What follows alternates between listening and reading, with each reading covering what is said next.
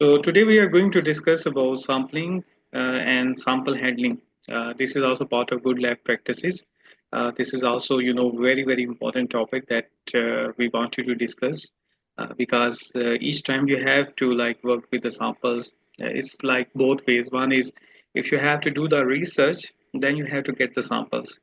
And even if like you are working in the diagnostic laboratory, you get a lot of samples.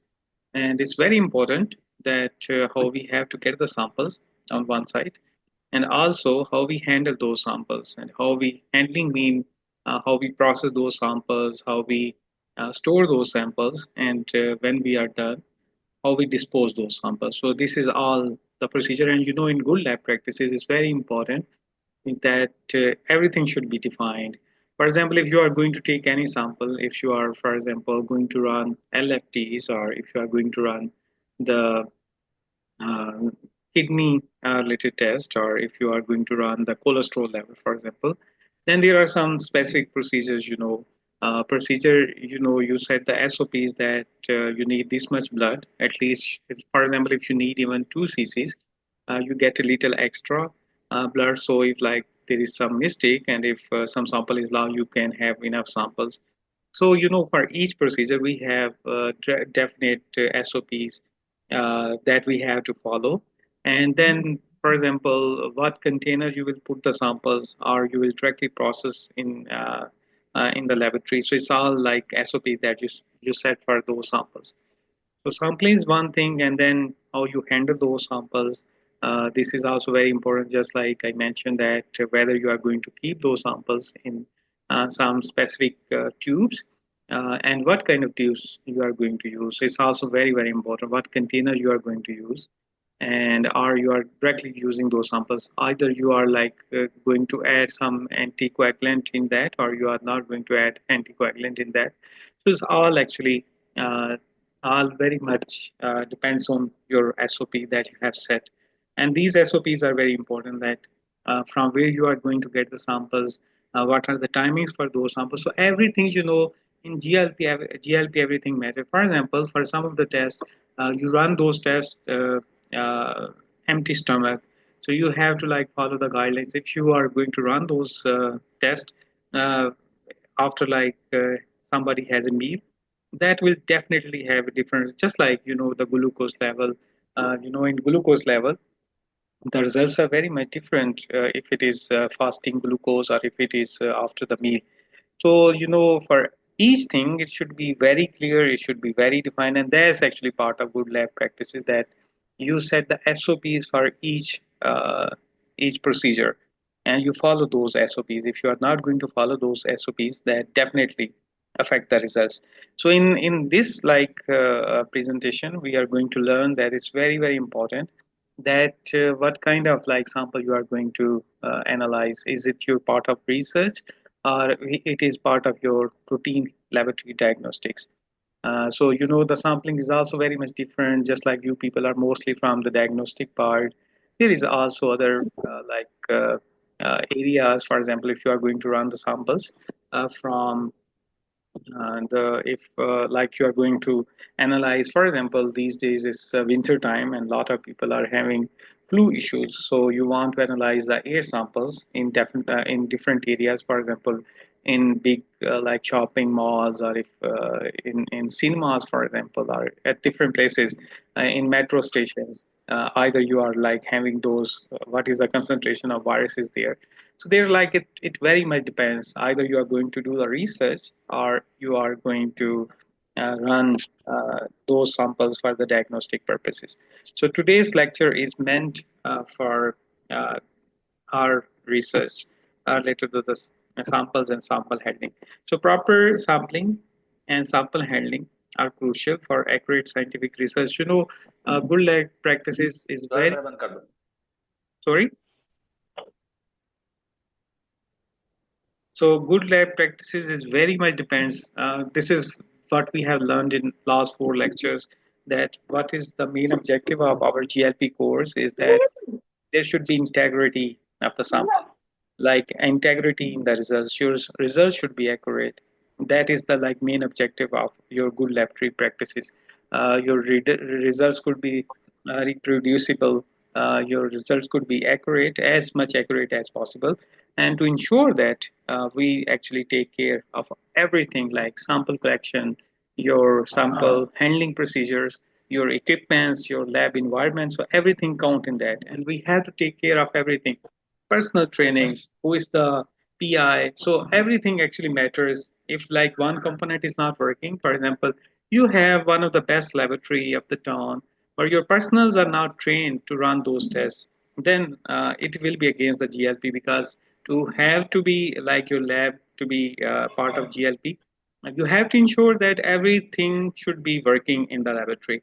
Like all the personals who are working there, the lab environment, your equipment should be like standardized and calibrated properly because like just like we mentioned in our previous lectures, if even if like you are going to prepare one sample, for example you are going to grow the cells in the laboratory and your pH change, so 1 degree change can actually kill all the cells. So it's very important that everything like and if like for example your pH meter is faulty, then that can change the like results very much. So you have to ensure that your equipments are calibrated, they are standardized, your lab personals are trained, the environment is very clean in the laboratory. So you have to ensure everything.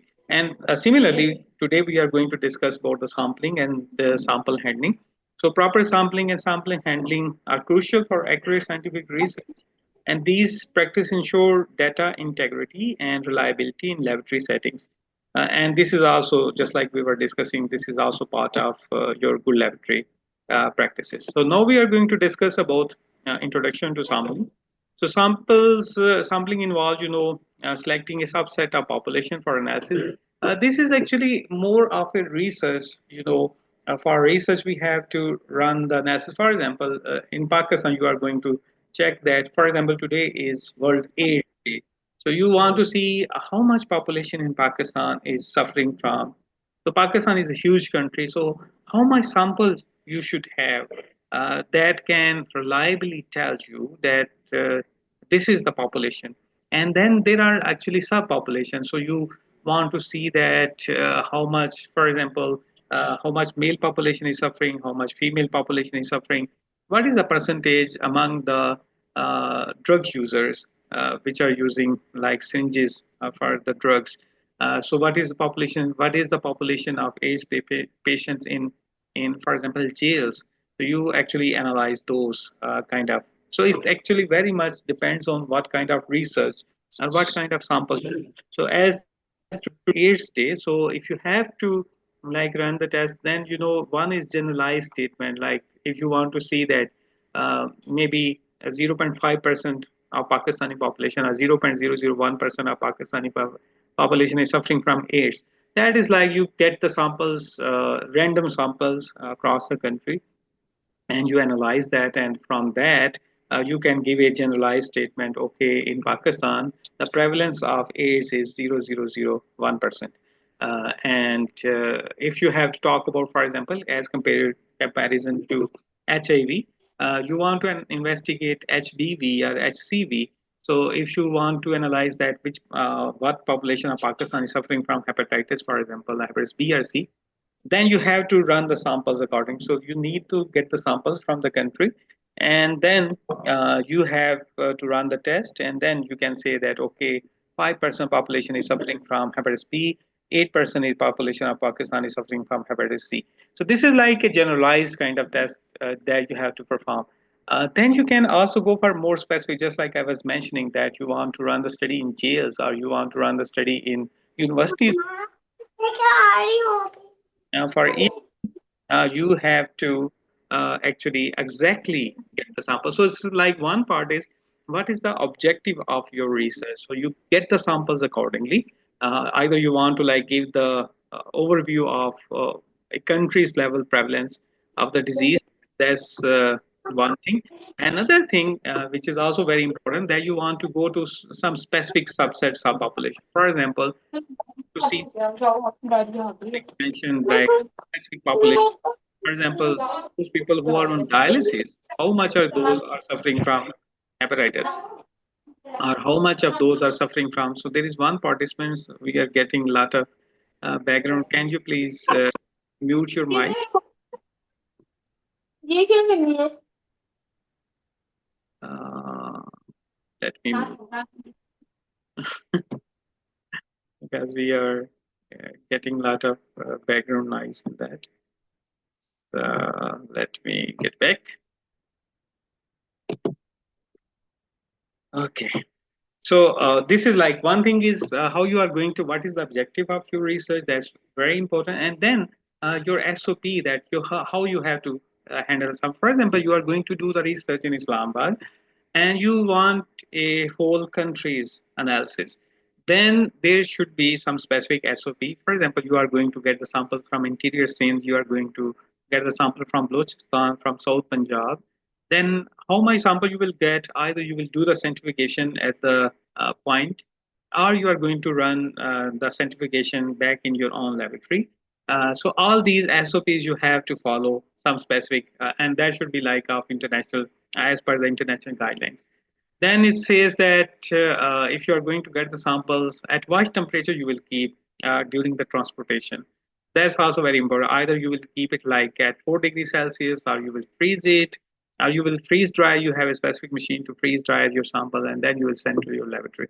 So it's actually very much depends that how you actually transport those samples, then how you are going to process in your laboratory, what concentration of the sample you are going to use for the analysis, and how much you will keep at like low temperature. So it's all depends, and it is also part of your good laboratory practices. And then sampling allow researchers to draw a conclusion about large population, just like I was mentioning.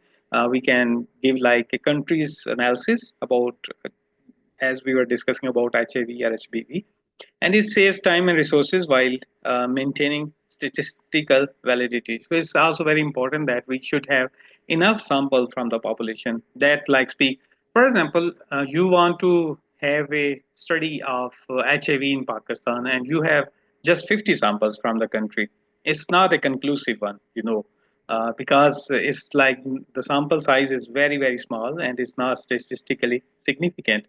So it should be like statistically significant. So at least you should have 1,000 samples from different places, and then you can even like you as much sample you will have, as more sample your data will be more reliable. So like it shouldn't be that small that it's against, like it shouldn't be, it is like not statistically valid. And then there is various sampling method. For example, we can also do like random sampling. We can have some strata, some specific areas, some specific population, just like I mentioned to that. Like we can have the sample from dialysis patient, we can have samples from IBDs, intravenous drug user, ID use. So we can have like some specific population, and then we can also have the like more systematic sampling, like that could be more. We do it more in a systematic way, and each saves different research actually different research needs and objectives. It very much depends what kind of, just like I actually gave you a lot of details that what is your objective of your studies and what is the need of your study. It very much depends on that. So what is the importance of a representative sampling? So why we do like some specific sampling, just like we have like a more discussion in the background. We want to have the accuracy. As accuracy is very, very important. Representative samples ensures accurate results. They reflect the true characteristics of entire population being studied. So one of the things that we have to focus is the accuracy. The other important thing is the reliability. We should actually have proper sample collection so we can have the reliable data. And one thing that we have discussed in much more detail in our previous lecture is the reproducibility. Like either for example, one of the lab is Islamabad Diagnostic Center. They have done a study on HBV, for example, and they say that 5% of Pakistani population is suffering from hepatitis B. If there is another laboratory, for example, we have the laboratory of Aga University, or we have a laboratory from Indus Hospital. If they have like 1,000 samples, and it's a random actually sampling, and reproducibility means that both studies should conclude that the percentage of hepatitis B population in Pakistan is around 5%. So this is actually the reproducibility, that how you have to collect the samples, how you have transported to the laboratories, how you have done the analysis, and how you have to draw the conclusion. So it's actually very much depends on all the factors. Then there is sampling protocols and procedures that you have to follow, just like we have discussed earlier. There are proper like planning. We have to define the research objectives and determine appropriate sampling method. So it's like what kind of sample you are going to get, what is your objective of research. Either you are going to target the whole population, or you are going to target the specific population. It very much depends. For example, you can say that hepatitis B prevalence in Pakistan is around 5%, but among the intravenous drug users, IDUs, is 20%. So then you have like specific, this is one of the objectives. Or you can say that among the healthcare professionals, the prevalence of hepatitis B is around 7% because they are more exposed to hepatitis B. So this is like this is very much depends that what are the objective of your research. So accordingly, you actually run your test and run your samples. Then preparation is also very important. So we have to gather necessary equipment and material. For example, if you are going to run 1,000 samples, you need a similar kind of kits. For example, you are going to run like is on hepatitis B study, and it's a rapid diagnostic test. Then you should use the WHO recommended those kits, which are as per approval from, like, if it is Pakistan body, then it should be approved by our Ministry of Health, and we should only use that. It is not like that if they are expensive, if like that costs you 100 rupees, and then you have a local manufacturer that can give you in 25 rupees. So you can run 100 samples on the international one, and then remaining 900 samples on the local one. So it will not give you the like exact results. So it's very important that you should do the proper preparation. So one is like very important thing is what is the objective of your research, and then it's very very important that what like you have the whole preparation in your mind, how you are going to collect the samples, how you will reach there, how you will get the samples, how will store your samples, and how you will proceed to the laboratory and will do the remaining part of your experiments. So we have to ensure all tools are clean and properly calibrated. Just like I gave you a lot of examples before, that all our tools, they should be properly clean and calibrated. A single change, like a single digit change in pH, can drastically affect the results. So your equipment, either it's a PCR machine, is any other machine. If you are going to run a PCR based study, then it should be properly calibrated, and you have to run properly negative and positive control, because if you are not going to run your negative and positive control, then your results will not be validated. So it's very very important that we have to run the negative control as well as we have to run the positive control. Then comes the execution. So we have to follow the predetermined protocol, and we have to document each step of sampling process for the future reference. That how, if somebody has to like do the study once again, then if we know all the steps what we have done, we can share those protocols, and other person can also run the similar kind of study.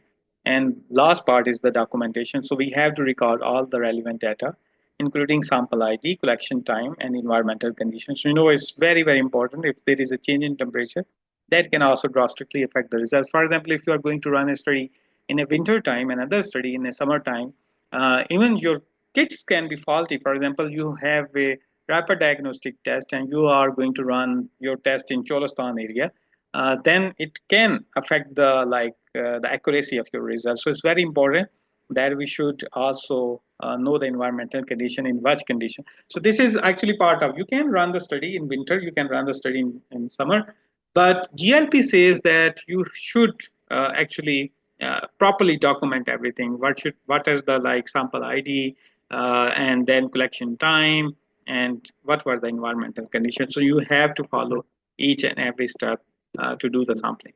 So now we come towards the sample collection techniques. It very much depends on. So this is actually a generalized slide, because some of the participants, they are not from the diagnostic laboratory. So I thought we should like put the samples. For example, it's actually it's a big area working. For example, soil sampling. If we talk about the soil sampling, it's very, it can drastically affect the results.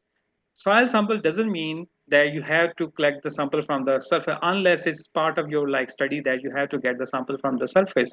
Only, for example, if you are going to study the lead prevalence in the soil, and on that case you can have the sample from the soil surface. But if you have to study the presence of nutrients in the soil, then there is a specific procedure that you have to follow. You have to dig the soil at least half feet, and then you give a V shape of that collection site, and then you actually get the sample from that area. So it's actually very much depends. And just like I mentioned, that if it is a soil sample, it can drastically mean topsoil nutrients are very much different from the soil that is 1 feet under. So, and it also very much depends what kind of crop you are growing. Accordingly, you have to collect the sample. So, even for like if you are going to get the soil sampling, we have to use like clean all the like material, because otherwise it is not clean, then it can affect the. For example, if you are going to do the microbiological study of the soil sample, if your like collection, if you are just randomly collected in some vessel, or if you have randomly collected in a bottle, that can also drastically affect the microbiology or microflora of those samples. So we have to use like clean equipment in that case. For water sampling, you also have to employ sterile bottles and proper technique. And for the even like just like we mentioned for the soil, it's also very much depends on the water. Like you are going to take a sample from the surface of the water or underneath the water, and this is like in GLP, you have to mention clearly everything. This is part of your documentation that you have taken the sample at 10 a.m. in the morning from the surface of the water, or you have taken the sample at noon time, 1 feet from the surface of the water, and you have collected in a clean bottle or a clean place. So this is part of your documentation. So we have to consider a factor like depth and flow rate. So that's also very important, that this much was the flow of the water in the morning time and in the afternoon time, and this was the depth of the sample from which you have taken. Then come the air sampling. So, for example, we are going, just like I mentioned in the start, that if you are going to run a study of some specific, just like Corona was a problem, and you have to like have to do a study presence of coronavirus in at the metro station or airports, then we have to use like specialized pumps and filters. So we run those pumps and filter in a specific area, and then we collect those samples in the virus transport media, and then we run the study in the laboratory. So we have to ensure calibration of sample equipment. So in that case, even we have to ensure that our equipments, they are properly calibrated. Then comes, so this is what you have done so far. So you have like you clearly know what kind of study you are going to do, and then afterwards you have gone for the collection of samples. So it's also very much depends where you are going to get the samples. It is either like a study about the HBV prevalence, HIV prevalence. It studies about the tuberculosis prevalence. It studies about like about the non-communicable disease. What kind of study you are going to do? Then you have collected the samples. Either you have collected, if it is like about prevalence of, for example, some cholesterol in the blood. Then you also like get in specific vials, and then you transport the sample. And it's also, you have to mention that you have like collected the sample after the fasting or after the meal. So because each sample have a different there are variation in the results. Then come like sample preservation and storage. This is also, in GLP is very, very important that everything should be documented. We should have a temperature control. We have to maintain appropriate temperature to prevent samples degradation. If we are going to run a study on the viruses, if it is RNA virus, if it is like at the room temperature, it can easily degrade itself. The sample may contain some RNases, so that can destroy your samples. So we have to keep it at low temperature. Normally, as we get the sample, we put it at minus 80 degrees Celsius. If like we have to run the study later on. So we mentioned we should maintain the temperature. That's very, very important. Then labeling. There is a whole lecture on the labeling. Labeling is very, very important. If you are not going to label your samples, you can easily lose it. Normally, it's happen like we get the samples and we remember it, and then we keep it, and then we totally forget about it. We have to mention what kind of sample is this, at what time we have taken, what. So we have to put the maximum information. So we have to collect, like put the sample ID on that, date, time, or any other relevant information. So labeling is very, very important. So we have to properly label. Nowadays, it's very easy. Now we have all the machines. So we put the data, we get a barcode on that, and we put the barcode on the sample. So that's also very important, and that has like that's also part of GLP. Like there are less chances that we get uh, a false results, because normally if we are mishandled, we can like put the information from one person, we can do the labeling on another sample, and this is how we can also get the faulty results. Just like there was like few days back, I was watching an advertisement that they were going to run like there was a patient laying on the bed, and they thought that he's going to die very soon because all the like results were so bad. And then suddenly the senior came and he told that this was for another person, not the person you are talking. So something like human error is always there. That's why we have to properly label the samples. Then we have to use, also very important, that we have to use the proper containers. We have to select containers that wouldn't react with the sample. So like what container you are going to use, either it's a plastic, and there are so much variety in the plastic. So also you have to like have the understanding that this plastic is not going to react with your sample. So this is also very important. Then we have to consider material compatibility and seal integrity. So it's also very important that the seal shouldn't be leaked. So if like it's a blood sample, it should be properly sealed, and there should be proper integrity of the seal after like collection of those samples. And then chain of custody. So we have to document sample transfer and storage condition, ensure traceability throughout the analysis process. So this is, for example, just like I'm mentioning that you are going to study some population in South Punjab, and you have to get the sample. You have another colleague, he has like collected the sample for you. You have shared all the document with him, and then he has like properly storage conditions. So he has transported those samples properly to your laboratory in Islamabad. So this is like that these are the samples, and this is the data, and this is how they are transported, and this is how you are going to further analyze till you have the final report of those samples. So this is all about sample preparation and storage. So we have to like take care of temperature control. We use proper containers. Labeling is very important, and we should have the proper understanding that how and who is going to use those samples. This part is very, very important. And this is about handling hazardous samples. And I think there should be a proper lecture, and maybe we can have a workshop on this, that how we have to handle the hazardous samples.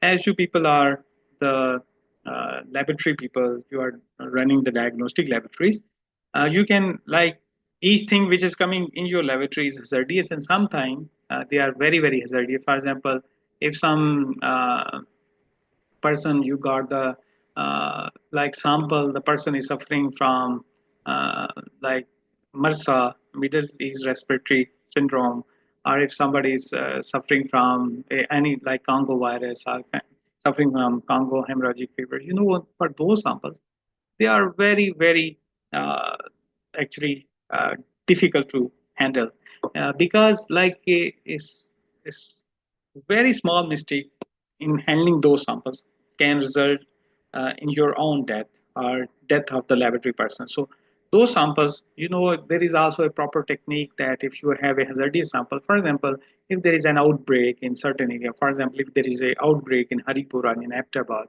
about some deadly disease and you have to get the samples, how you have to get those samples? Like you have to properly have all the personal protective equipments while getting those samples, and then there is a triple containers for this. So there is a primary container in which you put the sample, then there is a secondary containers, then there is a tertiary container if like some deadly virus is there, and then you properly. So seal is integrity, just like we were discussing, is there.